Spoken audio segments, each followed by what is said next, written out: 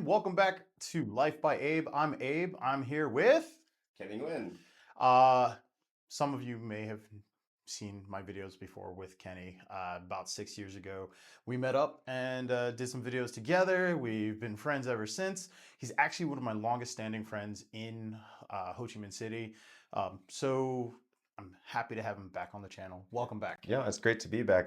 Before we even started this video, I was talking to Abe about our YouTube video that we created together a few years ago in front of the cafe apartments here in Saigon, Vietnam. And I made a funny remark, I think that day, telling him, "Hey, Abe, I have 450 subscribers. What do you have?" And today, as I'm looking at his monitor in the background, I see he has over 11,000 subscribers on YouTube. So congratulations, bro. Thank you, thank you. I almost 11,000.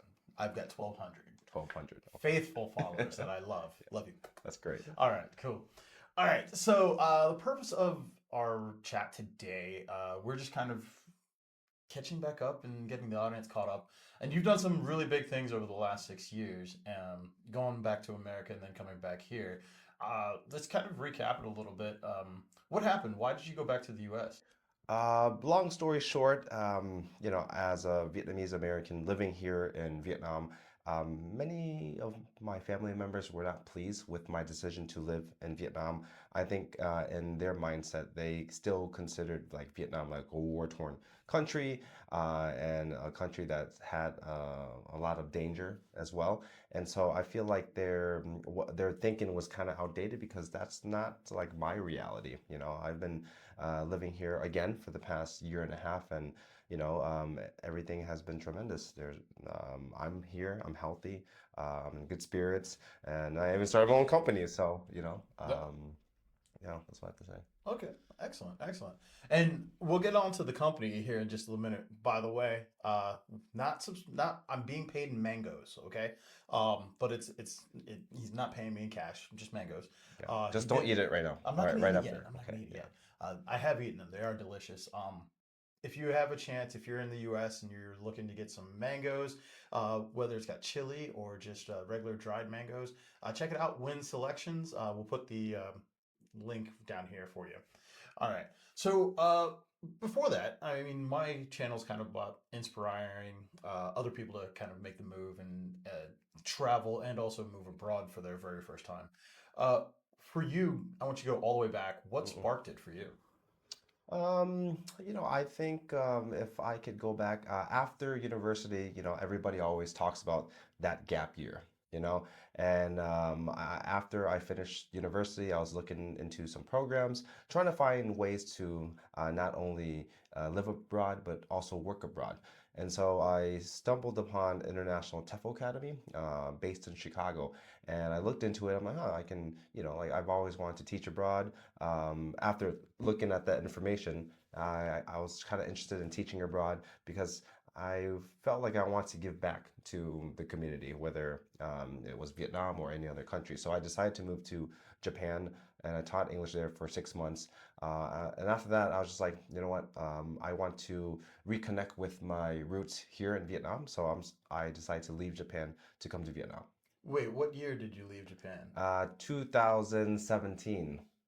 I, I think I was in Japan at that time. Yes, you were in Yeah, Japan during yeah, that time. We just never met. yeah. We Or didn't. It's interesting. We yeah, both come to Ho Chi Minh City and then meet here. yeah. Cool. And that gap year idea, was it supposed to just be like 1 year, or were you thinking, did you have a plan for it? I mean, how old was I during that time? Like, let's see, 22? No, 20, no, 24. Like what 24-year-old has their whole life figured out? I didn't have my life figured out. I just knew that I wanted to be away from the States for a while. I grew up in a traditional conservative Vietnamese family, and so I always wanted to have that freedom. That's why I decided to not only study, go to university, but also dorm at a university. Even though the school was in Chicago, Okay. I just wanted my freedom. So after being in Chicago all my life, I felt like I've always wanted to live abroad. Anytime during university when there was break time, summer break, winter break, I would just like leave the country to travel. When I traveled to Japan by myself on a solo trip, and that's actually pretty funny because I lied to my family, which is not good. But I told them there was one time where we had like a month off for winter break, and I told my family, excuse me, I'm not doing so well in school, so I have to stay on campus for another couple weeks. Little did they know, um, booked a one-way ticket to Japan just for a couple weeks. No return ticket because I wanted to stay in Japan for a couple weeks, but I didn't know how long. So I booked a one-way ticket to Japan, spent a couple weeks there, went to Tokyo, went to Osaka, Nagoya, and then I decided to, return to the States. And that's when I told my parents, hey guys, yeah, I wasn't at school. I was in Japan for a couple of weeks. Yeah. Were your parents or was your family upset? My dad was pretty upset, because I practically lied to them. My mom was like, you know what, as long as you're safe, live your life. Okay. Yeah, so that's how they reacted. My grandparents, they didn't know anything about it. Oh, okay. Yeah, Well, they might now. yeah. All I right. take that back. I was just kidding, guys. Too late, too late. You're untrustworthy now. We don't know. We don't know what we're gonna do with you. All right. So cool. What I mean, like thinking back to your Japan. I know off camera we talked a bit about the Japan trips.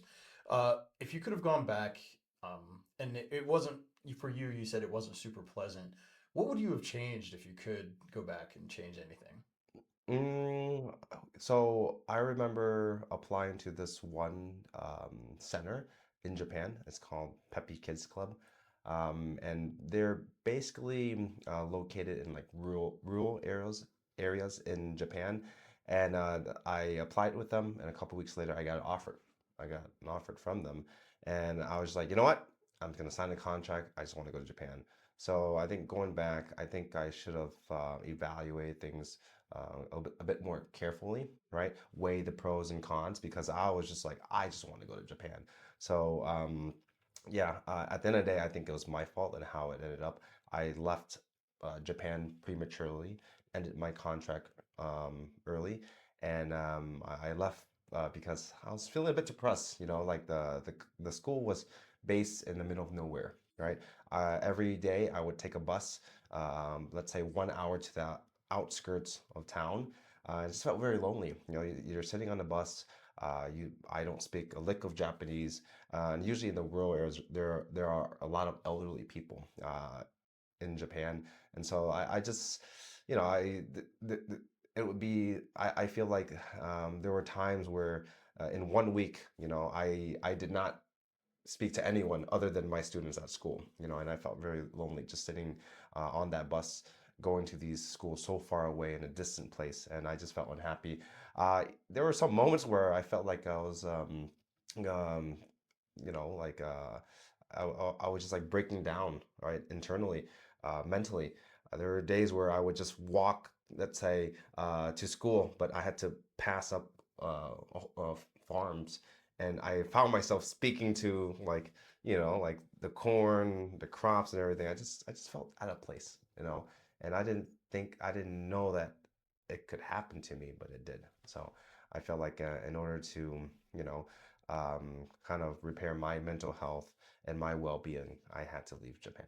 Okay. Yeah. Oh, well, that's a story that I've heard more than once from more than just yourself. Um, Similar situation to why I'm not in Japan as well.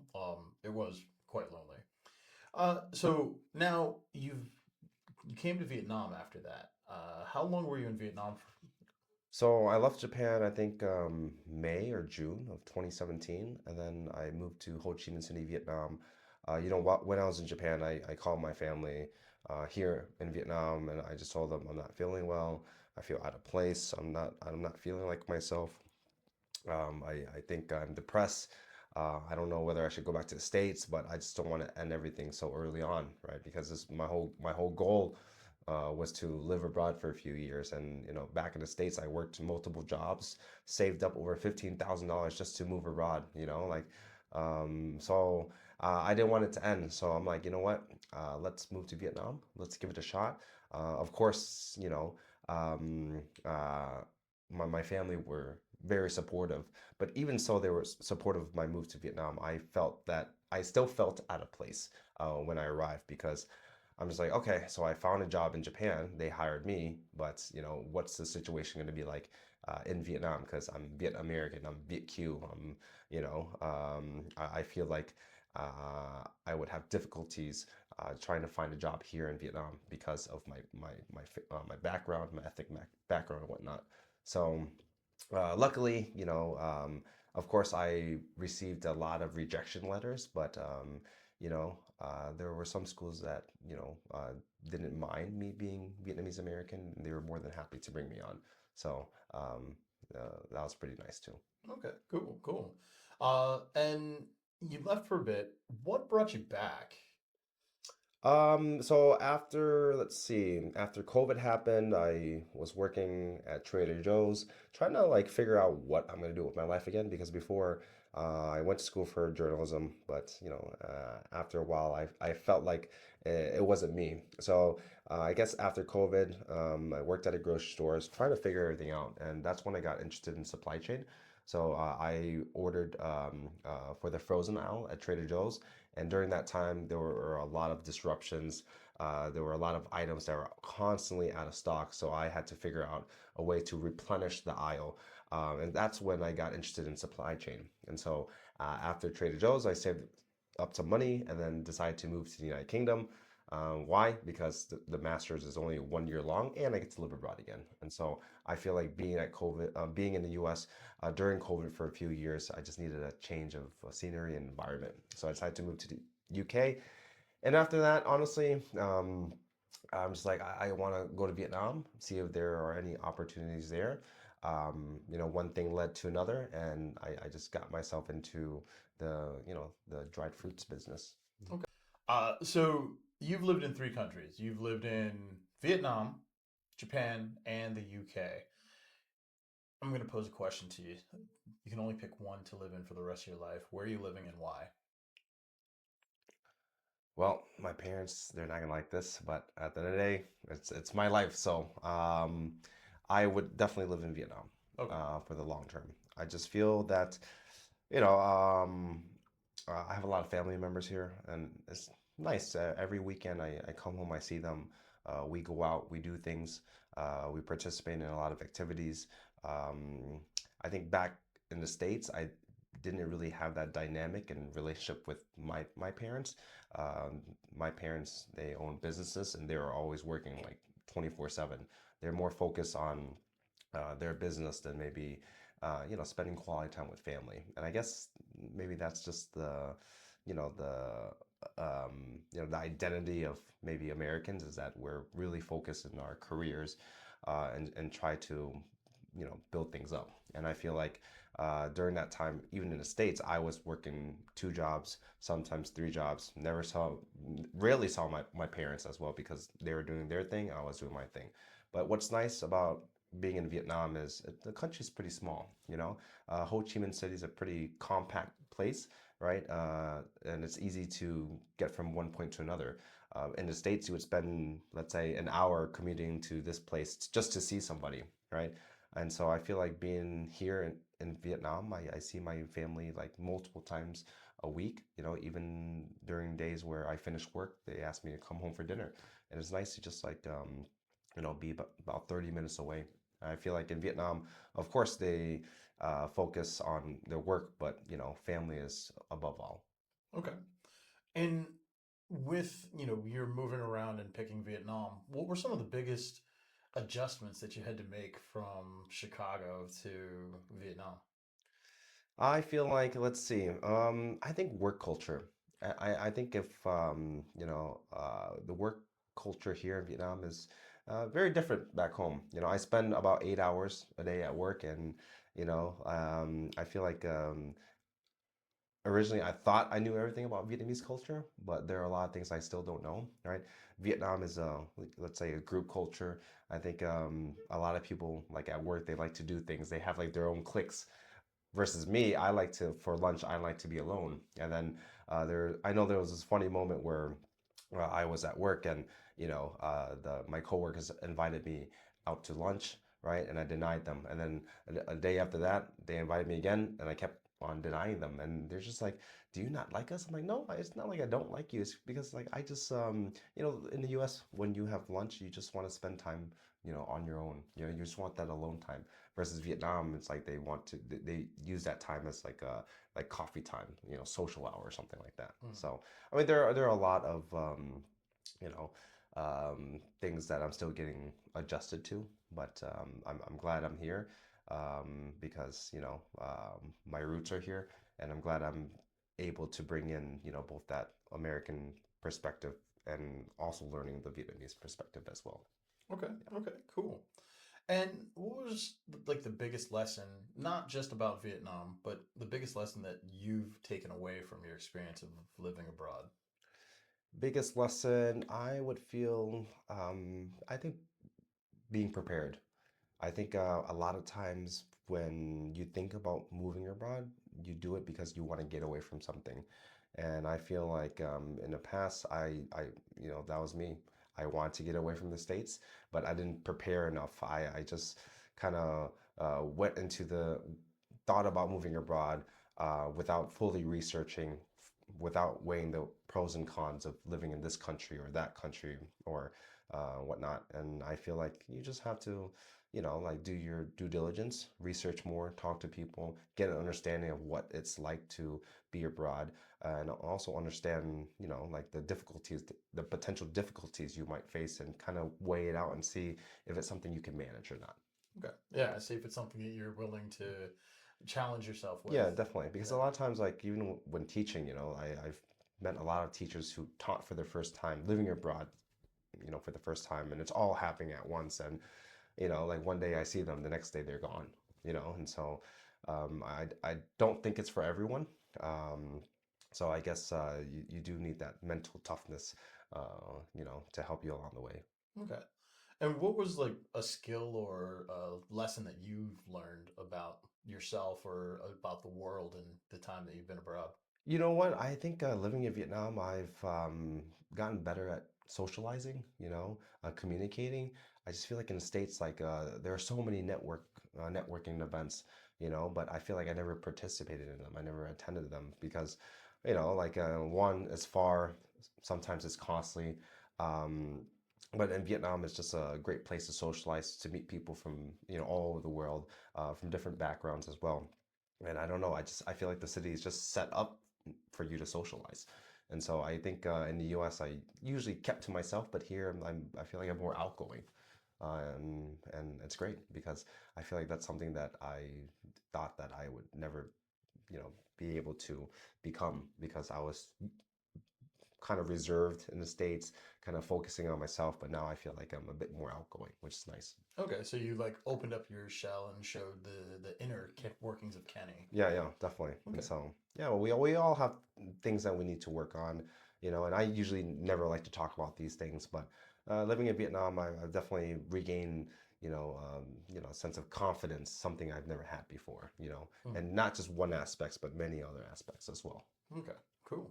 And it looks like you're learning not only about yourself, but you're learning about other things as well. You're preparing yourself. You're building a toolbox for yourself, and that's how you ended up with your company too. Um, Looking at the world, looking at the difficulties, trying to find a problem to solve, which I think is a fantastic idea. Mhm. But at the same time, trying to promote your heritage to others. So that's good. That's good. All right, and then we're gonna kind of sidetrack a little bit Mm-mm. and want some funny stories. Uh, what was your best experience while living abroad? Best experience while living abroad. To be honest, I think it's not one singular moment. I think it's when my friends from the US or anywhere in the world, they fly to Vietnam, right? And it's me there at the airport picking them up. I think those are special moments because, um, you know, uh, I feel like in the States, like I get to see my friends all the time, but being away, it's like, life is crazy. You never know what's going to happen. You never know, like the friend that you're talking to today is not here tomorrow. So it's kind of nice to have a whole bunch of friends like considering Vietnam, thinking of Vietnam as their travel destination, and me kind of uh, being not the local person, but the Viet Kieu, expat, showing them around Ho Chi Minh City, because I just feel like that there are some moments where I feel like maybe my mom or my dad should be the one, showing people around, showing their home country, but it's me, So that's why it's important to me to be here, reconnect with my roots and my heritage, and also, help and show others about Vietnamese culture as well.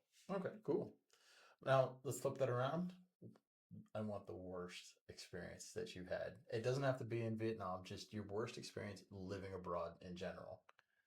Worst experience living abroad? Man, I haven't had a bad experience so far. Oh, let's see. I mean, I could talk about. Well, actually, I don't remember. Maybe we have to get back to it because I have to think now. I So far this past year and a half has been great. I haven't had anything negative happen to me. It's been mostly positive, and even if it's negative, it's not that severe or not that serious. So, um, I I I don't know. How about you? Well, let me bounce some ideas This is off of you. off of me. I really, I've been overseas now for 7 years. If I could recount the worst experience, and this is by stretch, um, it was in Japan. I went out with a friend, and we were just kind of exploring. We went to the Saki market, went saw the Gundam, but then we got turned around on our way back, and I ended up taking the wrong train. And I didn't have a lot of money on me because payday was actually coming up, and it was towards the end of the month, and I didn't want to spend the night in Tokyo. And I needed to get back to the town that I was living in, which is about an hour and a half, 2 hours away. And I ended up running 2 miles in the wrong direction to get to a bus that was not there, and then I had to run Back. a back, and I'm not trained at all for any of that at that point, and it was crazy. I ended up catching the last train by seconds. I jumped on this train to going to a neighboring city to where I lived, and then I walked from that city back to my house. Um, and I actually made a video of it, and I say it was bad, but it wasn't actually bad. It was actually it was a great experience. It was just, I was not prepared. It was unplanned. No, So yeah. definitely. Okay, now I have an idea. I Okay. can remember a travel experience. Okay, now I can remember. It was a terrible experience. I think I just wanted to forget about it, so that's why I cannot remember. But last year I had to do my visa run, and so I have a 6 months Viet Kieu visa. I can stay in Vietnam. It's like a 5-year visa, but each time I'm in Vietnam, I can only stay 6 months at a time. So that means I have to go on visa runs, and I did one last year at Mok Bai. It's the land border between Cambodia and Vietnam. So I've been there before multiple times, and so that last year when I went, I crossed into Cambodia. I got the stamp, and I exited Cambodia. But as I was exiting, I was stopped by one of the border patrol agents, and they asked me to show them my passport. I did. They opened my passport and they told me you cannot leave the country, right? And I'm like, what's the problem? And they just said, just wait for us, wait for us. So I didn't know what was going on because I'm like, I went in, I got my stamps, but they told me to walk back with them. I sat down for like 30 minutes, and I was with my grandpa too. And my grandpa, I told him to come with me and wait for me because I don't know what the issue is. And so I'm waiting there 30 minutes. I'm like freaking out. I'm like, oh crap. Like I did everything by the book. I don't know what's going on, and I just hate it when they don't tell you things. Just like tell me, you know. And I waited for 30 minutes. Then there was one senior officer. He went up to me and he was like, "Oh, you went to Cambodia last time, but you did not get an exit stamp." And I looked at him like, you're supposed to get an exit stamp? I did not know that. And he's like, yes, you see that office right there? Yeah, when you enter and you leave, right, you have to go through that office. So I'm like looking at that building where they're pointing to, and I understand why I didn't get an exit stamp. It's because this building, right, had no signs at all. It didn't mention anything about exit stamp or anything, right? It's just a building with no signage or anything like that. So that was the reason why, like they told me that I had to wait so they can figure everything out. And I'm like panicking, not knowing if I have to pay like a hefty fine or if they're gonna prevent me from leaving Cambodia, So, and it was weird because Vietnam was like, a couple hundred feet away, and I'm like, God, now I'm stuck in between this like area right here between Vietnam and Cambodia, basically, like not knowing what's gonna happen. So they made me wait over an hour, and after an hour, they gave me the exit stamp. They gave me two exit stamps. One for the previous time I entered Mm. or exited or entered and exited Cambodia, and this time around. So yeah, I mean my like I was extremely stressed out, I but I can imagine that. yeah, so now every time I go to Cambodia, I just remember that building, that building with no signage or anything. I have to make sure that I get my exit stamp there. But I feel like they could have done a better job because, like, usually when people do the visa runs, they enter Cambodia and then they make a U-turn. You make the U-turn and you walk right back. But as you like turn around, right, that building, like I said, like it does not mention anything about getting your exit stamp there, right? And I don't know, if it's set up that way to, screw people over, but definitely wasn't a pleasant experience. But I'm glad everything was sorted out, and and that is why we're sitting here doing this YouTube video. And I'm not in Cambodia right Yeah, now. yeah, Trying to, yeah. definitely. And my grandpa wants to go back to Cambodia in January or February for Tet. I'm like, I'm not going to Cambodia. I do not want to do. I don't want to go anywhere. Cambodia. Yeah. That experience has scarred you. That experience has scarred me. And then, you always hear about stories about Cambodia, human trafficking, people, like their organs being sold on the black market. And then a couple months ago, they had that skirmish between Thailand and Cambodia. I think it's resolved now, but, I just feel like there are a lot of things going on right now in that country, and I don't want to be a part of it. Okay. Understandable. And I mean, that's solid. You're keeping up with what the current events of the countries around you and places that you want to go. You're kind of doing your research, like an ongoing research Yes, and definitely. maintaining. I went to Thailand a couple months ago for a visa run, right? And I'm like, all right.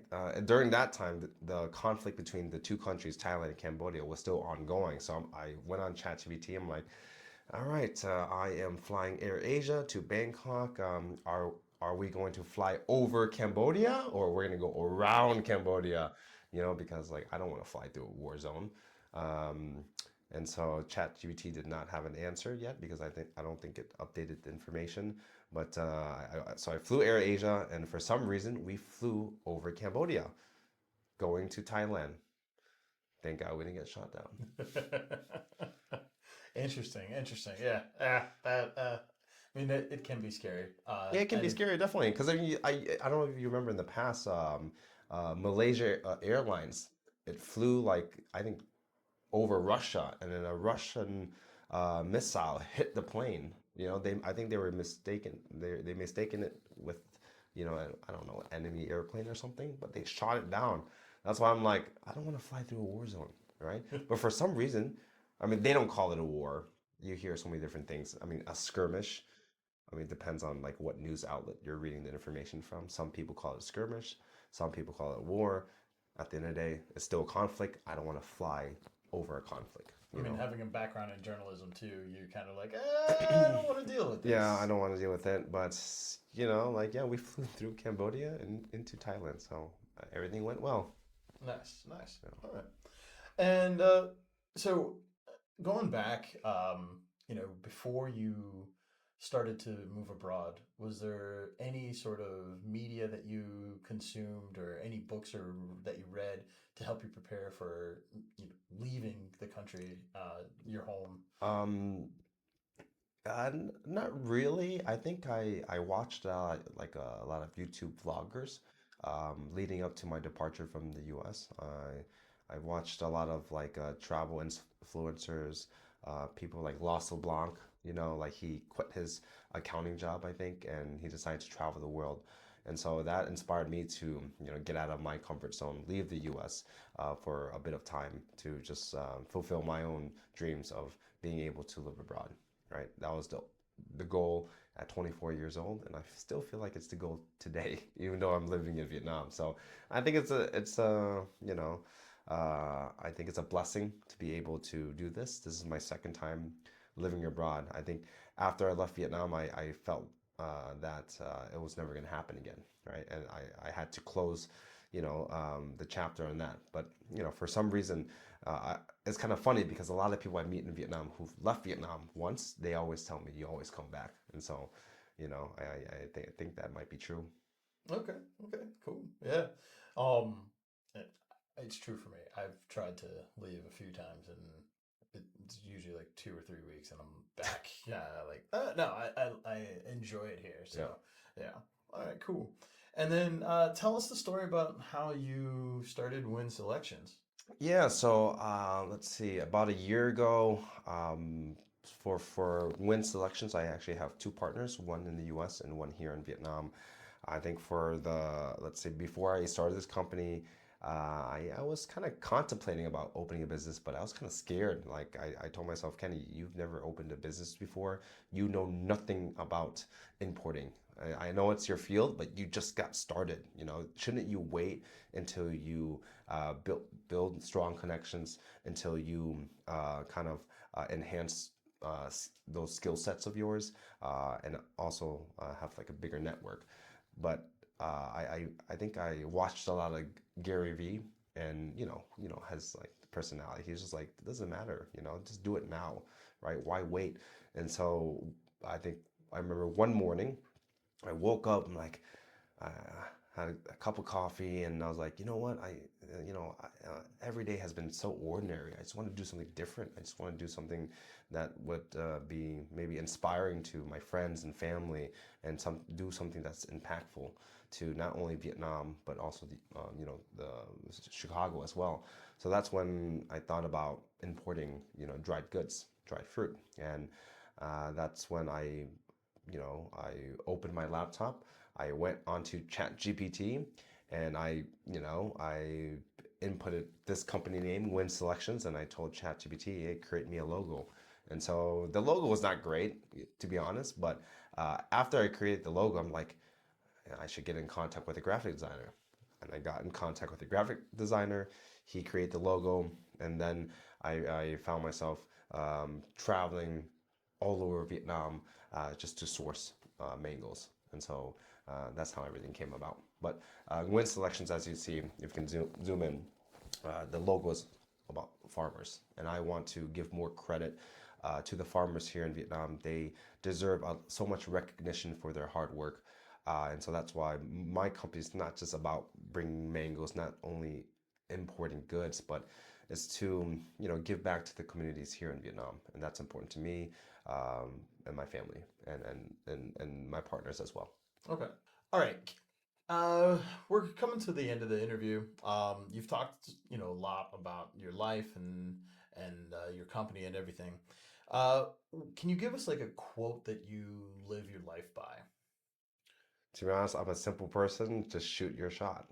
I think in my childhood and growing up in my teenage years, I kept to myself a lot. I wasn't very outgoing, wasn't a sociable person, kind of not kind of, but really introverted.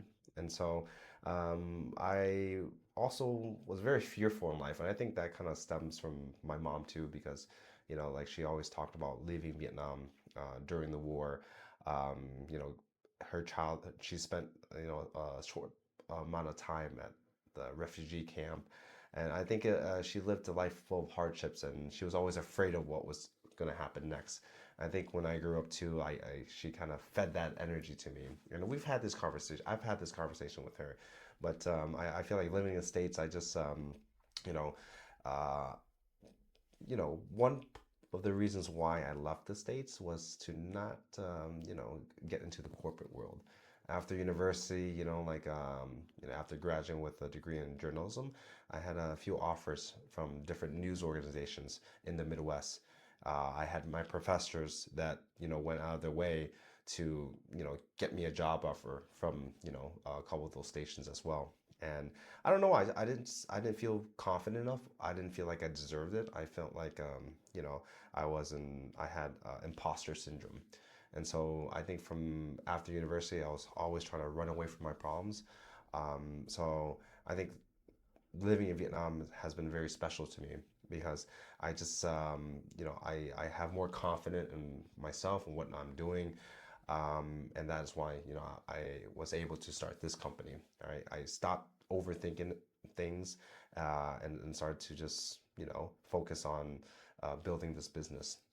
And so I feel like that's why, as simple as it is, shoot your shot.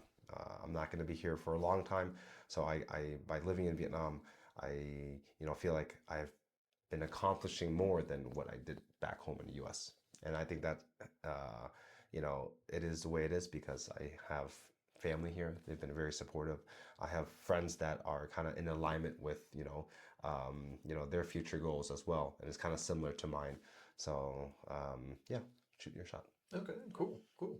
Well, thank you very much for sharing that. That's very insightful, and I hope someone in the audience can Yeah, that take was something deep. from it. Yeah, It that was was, deep. yeah, All right. yeah. Don't laugh. That was deep. I'm kind of embarrassed now. uh, no worries. All right. So people want to get in touch with you because you're handsome and you've got delicious mangoes. How can they do that? Yeah, so right now you can find us on Instagram at Nguyen's Selections, or you can type in our website, which is nguyenselections.com. If not that, you can find us at our email, nguyenselections@gmail.com. So yeah, you can find us on Facebook, Instagram, and also our website. All right, cool. Any parting words before you leave? Um, I guess the last thing I want to say is Abe has what, 1,200, 12,000? 1,264, 1,267 now. 1,267 subscribers. So I think after doing this YouTube interview, it's been what, 7 years since I created a video. I think after this interview, I kind of want to, restart my channel. Okay. So, maybe the next video I'll have 1,300 subscribers. That's what I want to say. Let's not let this happen. So, if you've gotten any sort of value from this, do me a favor, hit the like button, subscribe, Team Abe. Don't worry about Team Kenny. Go to Win Selections. Please hit the like button. If you want to see more, drop comments down below. What else do you want to see? What else do you want to know about? And thanks a lot for watching. Till the next time, travel well and peace. Peace out.